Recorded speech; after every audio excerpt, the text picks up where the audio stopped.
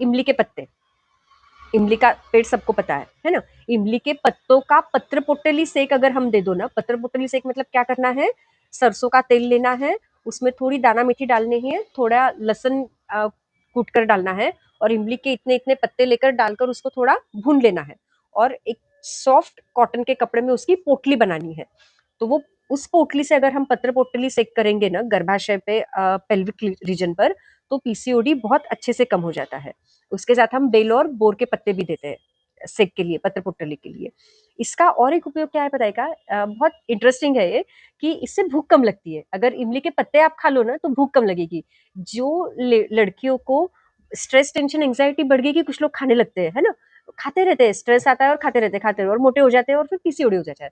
तो ऐसी लड़कियों को भी ये पत्तों का चूर्ण या इसकी कोशिम्बीर बनाकर अगर खा लो ना तो भूख कम हो जाती है ना। लेडीज को शादी के बाद भी आप ध्यान रखना कि अगर आपने खाना कम बनाया है और ज्यादा मेहमान अचानक आ गए, तो आप इसकी कोशिम्बीर बना के दे दो, तो लोग थोड़ा कम खाना खा लेंगे, आपका खाना बच जाएगा, है ना। मजाक की बात है ये, पर इससे भूख कम होती है, कि हमको ध्यान में ये रखना है ना। भस्मक रोग के जो पेशेंट्स होते हैं ना, उनको हम ये देते हैं, जिससे उनकी भूख कम होती है, और फिर स्थूलपना भी कम हो जाता है अन्न कम जाने की वजह से। ठीक है।